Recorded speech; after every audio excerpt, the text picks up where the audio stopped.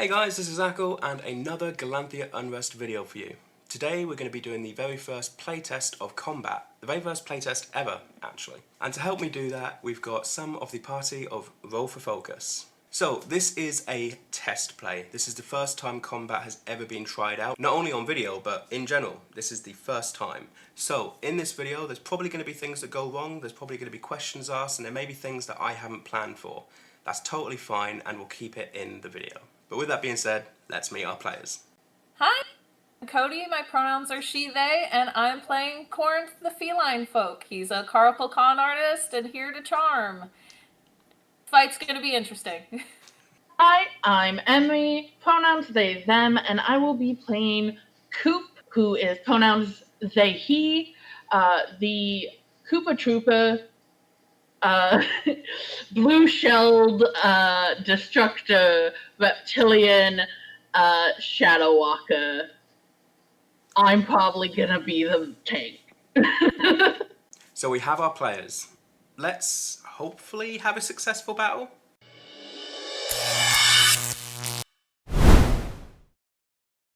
We follow two friends, travelling through the Eldrunite Wood. It's midday, and a noise is heard. Off in the distance in the trees, a large figure is coming quickly. It drops down in front of you, and about 20 feet ahead of you, you see a large, meta-being feline folk.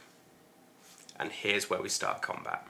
Now, the way we determine the order of combat is by looking at our character's combat points. This determines the order of play.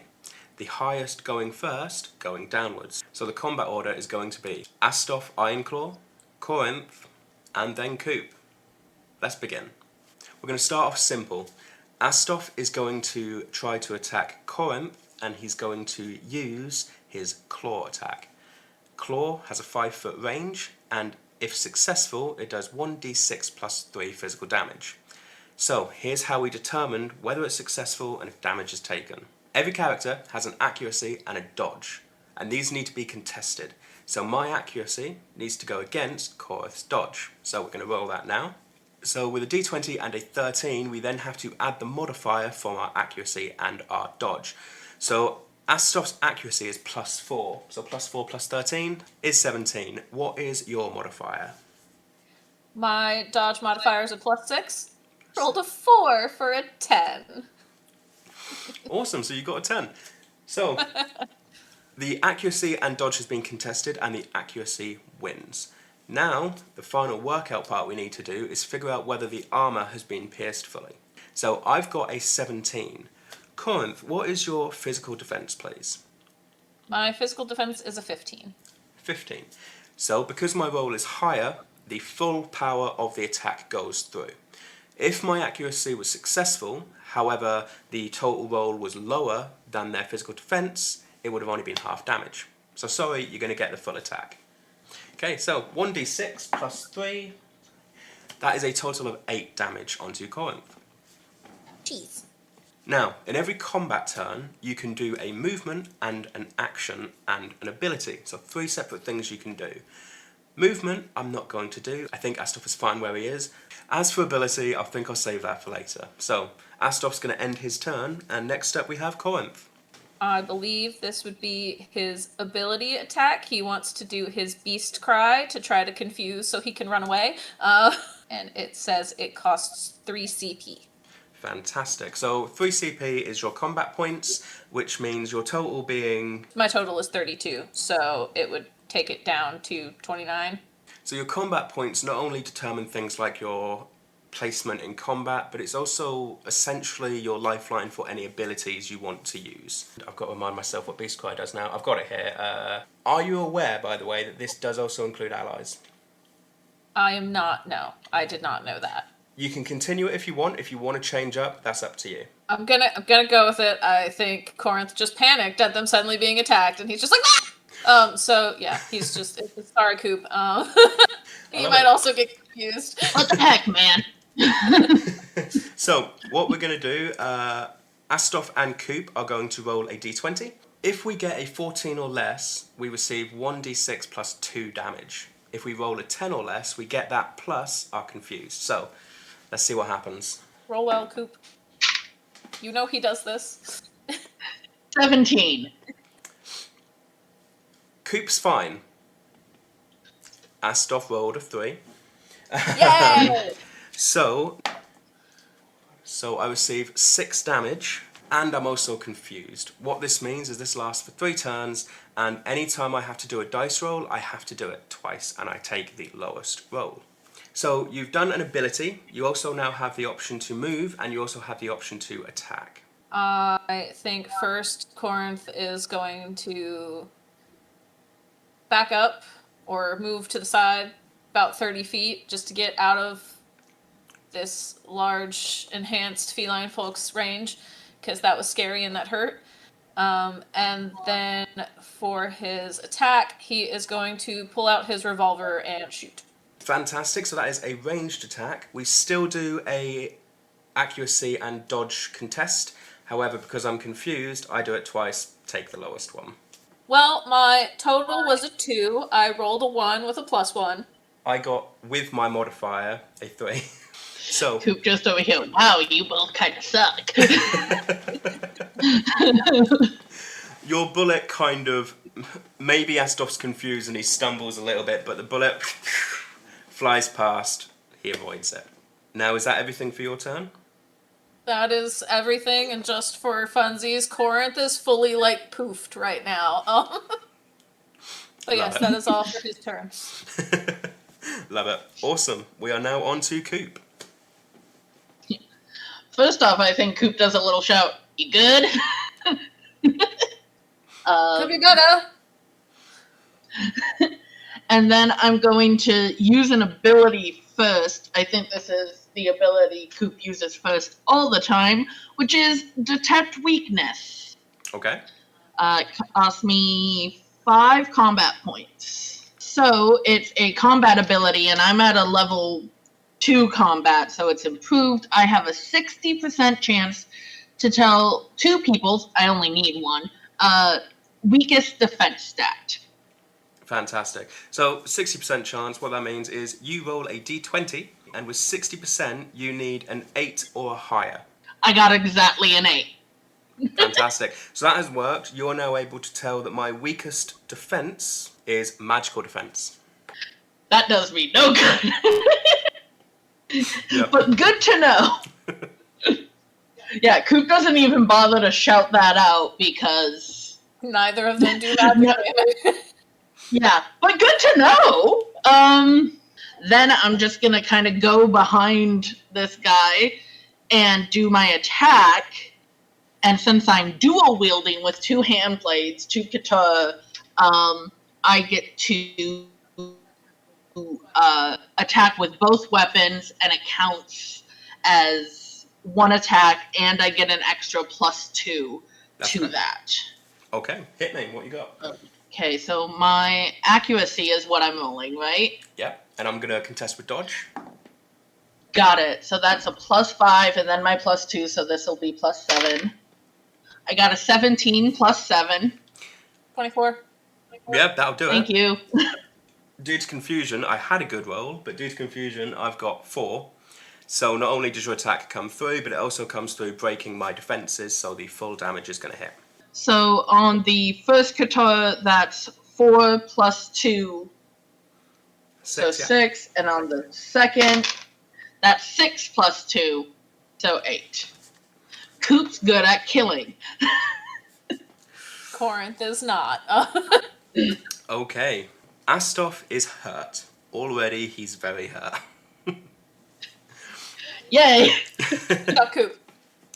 Is that everything for your turn? Yeah. I moved behind him, I did an ability, and I attacked. So that's all. Perfect. So, I'm going to start with a normal attack, and I'm going to go for Coop. And I'm going to use 5 combat points to use Slashing Claws. So, Slashing Claws, because I am combat level 2, I have 2 options on what I can do. I can either do 2 basic slashes, which do 2d6 damage, or I can do a heavy slash attack, which does 1d6 plus 6. With a heavy attack, there's also the chance of doing of knocking you down. So I think I'm going to go heavy because you've hurt me. Knock a turtle down, it'll be hard to get back up. Try to land not flat on your back. Aim for the side. Duck and roll. You'll be fine. So we're going to contest for accuracy and dodge again. And like I said before, I'm confused, so I roll twice. Yes. And I have a 3 dodge, but I have danger perception, which gives me another +3 for +6. 8 +6. 14. 14. Cody does my math for me. That's fine. I do everyone's math for them. I got 7. So basically, That confusion is coming in clutch. yeah. See, sometimes panicking does help. You're sat in the background like, I did good, yay. yeah, that's definitely caused me issues. So yeah, I go to do a hit and I just miss. You're totally fine. I just duck in my shell. Just see your shell. I love it.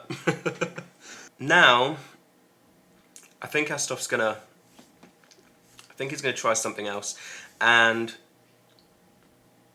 yeah. To anyone who has watched the Crescent Moon D&D game on my main channel, you'll know that Cody was a player in that. So I'm gonna do something to bring back some memories for Cody.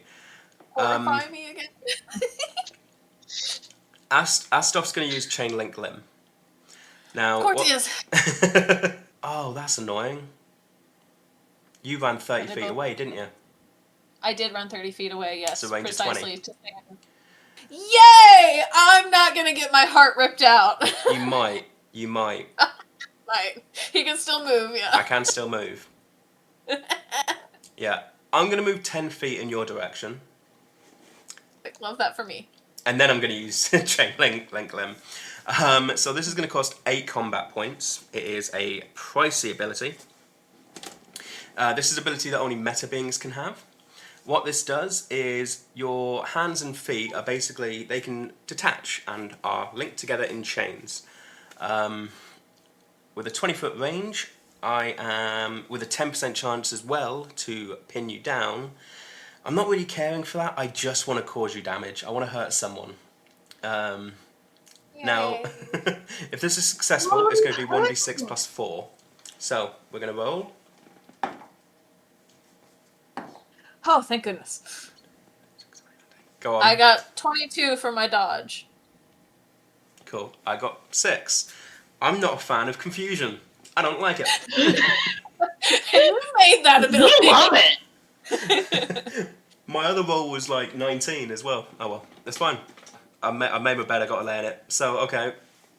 His hand is going to detach. It's going to shoot out. And it's just going to kind of scratch the tree that's next to you. You're fine. Or it just fully hits the f***ing deck, just pancake to the ground. Love it. Astoff at this point is just... he's annoyed. That's on principle now. Initially it was bloodlust, now he's just annoyed. This is meant to be a big bad, and he's just... yeah. It's fine. It's not showing that he's bad, it's just showing how powerful you are. That's what I'm telling myself. Astoff's panicking. Corinth, over to you. Yeah, he's gonna scooch back a little bit again, just that 10 feet of I didn't like that, and then he's going to try to shoot him with his revolver again, and probably not hit with an 8. Got 13. Yep. So, missed that one. That's fine. His senses are coming back to him a little bit as well. Okay, you'd still have a ability and a movement. No, you've moved already, haven't you? So it's just ability now. I scooched a little bit. Technically, I have more movement if I want it, but you know what? In that vein, I did only move 10. You know How what? Can we split up music how does movement? speed work? Because, like, I have a movement speed of 40, a climbing speed of 15, swim of 5, and Yeah. weirdly a flying of 20. This How do raises an I interesting combine question. those different movements? So Is there, like, a total max amount I can move? there is, yeah, and this is, I mean, this is literally right now. There's kind of the question of can you split up? We'll come to that in a moment because I never considered that. But movement in general. So Astoff has movement 40, climbing 15, swimming 5, and flying 20. Now, if you was to walk up to a tree and then climb the tree, and you moved 10 in movement, that the first movement would be taken off of the amount required for the next one. So movement is 40, climb is 15. So if the tree I walked 10, I could climb another 5. So you can Okay. do those different things, but it would chip away from your last movement. Now, the thing that's kind of just occurred to me now, which is a very interesting question there, is can you split up movement? You know what? I'm going to allow it. Yeah, I think, yeah, you can. If you want to move a little bit, attack, move again. For now, I'm Yeah, going to allow it. Should it not work in I- some means, it'll change, but as of right now, that is a canonical rule. You can do that. Okay, then he would like to scuttle up a tree. Yeah. Just, Awesome. and I don't think I have any abilities that are super helpful in this moment. Okay. So I think that will be all for Corinth. No problem at all. We move over to Coop. Okay, so I have questions on the preciseness of. So I have an ability called execution, Yes. and it specifically says I have a 60% chance to execute a target if I'm unseen. Now, does that mean I have to be completely hidden, or is it as simple as the fact that his back is turned to me and therefore not seeing me? Is that, it specifically says unseen? It says unseen. Right. Yes. Okay. So the intent there, and obviously I'm aware of that now, so I can change that, is it's not being unseen, it's being unaware that you were ever there. So because he knows you're there, you wouldn't be able to pull off a Got execution. it. So that's for like sneak attack, hiding, Yeah, picking off in the rafters sort of thing. absolutely, yeah. Coming out of the shadows with your shadow teleport. Well, in that case, I'm gonna come up again and stab him in the back with my dual wielding guitar. Right to the kidneys. Right in the kidneys. I'm pretty short, so kidneys are great. Okay. 6 plus 7, not my best. 13. So 13, right? I did my own math. I got 7. Did you say 13 or 14? 13. 13. 13. Okay, so you hit, however, you hit under the threshold of my physical defense. So what that means is any damage that you do is halved. Got it. Okay. So the first guitar does 6. Is So that three- before or after halving it? That's before having it, Okay. so 3. And then the next one is 8, so halved 4. I rolled a 4 and a 6 again. I am consistent with We like consistency. that. Coop, just consistent with damage. These blades go in. Hide in the limbs of a tree. Astoff is struggling. Is that everything for your turn? No, I'd like to then use my ability of for 5 combat points of venomous fangs. Why does my turtle have venomous fangs? Why not? Yeah, It's a reptilian trait. he got them augmented. Yep. has a little bit of venomous snake in them. But that will be 5 CP, and it's a D6 plus 3, 40% chance that target is poisoned afterwards.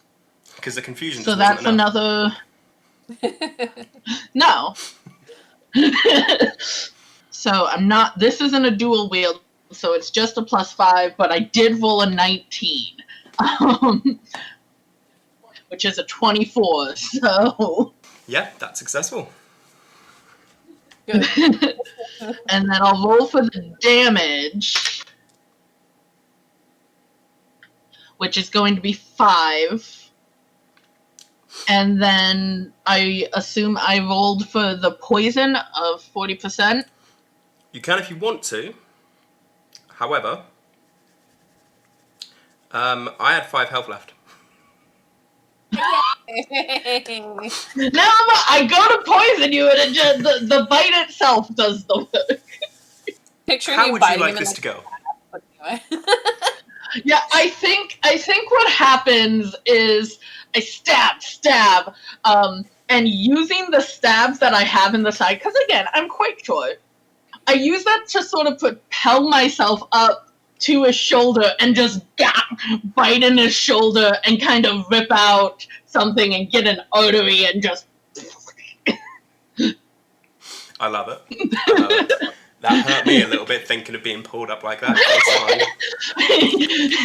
fine. I just like the idea that it's like, I'm short, but I want this to be painful, so I'm going to use this to climb and bite you in the most painful way. It's definitely effective. You have defeated the great Astoff. Not so great now. Didn't seem that great to me. Now, that was over rather quickly, but it was just a playtest of combat, so it's kind of expected not to be too long. So, before any comments made by me, obviously, first time we've had discussions about it. This is the first time testing out the combat. In your eyes, how do you feel it felt? Yeah, I really liked how smooth and like quick it seemed. A lot of times in other systems, combat can feel very Clunky. It's like, oh, this is taking forever. So I like how fluid it seemed. Okay, that's great. Appreciate that. And I imagine once you know the system better and it's more intuitive, it'll be even more fluid. Yeah, that'd be the hope. I mean, there's definitely things that I've seen in doing this that I now need to kind of revisit. Movement specifically would be one. Just when we were first going over the rules, I was a little unsure of the accuracy dodge thing, and then also the like different defenses. But once we actually started playing it, it made a lot more sense, and I do like how it went there. Of the only thing at that point would be, is there a way to then crit damage? There's a way to half damage, but in the future, is there a way to like crit damage? Mm-hmm. Yeah. For the crit damage, that is definitely something I need to consider. And before this video, we had a little discussion about something that I didn't consider as well in regards to crit. In that, in normal game, so not combat related stuff, a crit is if you get the precise roll you need. However, in rolls in combat where you obviously roll higher than where a d20 can't go higher than 20, and so that wouldn't work. So that is something I need to revisit. I am relieved that the dodge and accuracy mix of defense worked, because in my head, and I've had this conversation with some people, it all makes sense to me because I made it. And there's people I've spoken to that either have pointed out this doesn't actually work at all or has required a bit more explaining. This was one thing that I didn't know how it would come across to other people, so I'm glad that has translated good. So I appreciate that very much. Okay, so that was combat. That was the very first taste of combat. It went a bit smoother than I planned. It went far quicker than I planned. Confusion is a bit overpowered. That may need to be changed a little bit, we'll see. A big thank you to Roll for Focus for testing the very first playtest of Galanthia Unrest. I've learned a lot from it, and there's a few things that I now know that I can take away and work on. But that's all for this video. Before we sign off, let's hand over to Roll for Focus to see what they've got going on. So we are part of the Roll for Focus podcast. If you enjoyed me as a player trying to kill Ackle's Big Bad. Well, you can come on over where I'm the DM, and I try to kill my players with my own big bads, and some of the things I make are horrifying eldritch beings. um, so Roll for Focus, we're everywhere on the internet under Roll for Focus or Roll for Focus podcasts. Our episodes come out every other Wednesday. Sometimes we have specials. We love to share the world with you. Just to reiterate, I am Cody. We had a great time helping Ackle playtest Galanthia Unrest and look forward to doing more. You can find us at rollforfocus.com and anywhere you listen to podcasts, it's Roll for Focus. If you gathered anything from Corinth and if you watched the original D&D one-shot, I have an affinity for catfolk. Instead of fighting a lion man, you can see me playing a lion man in Roll for Focus. Thanks, guys. Thank you both very much. So yeah, go check out their podcast. And as for Galanthia Unrest, we'll see you in the next one.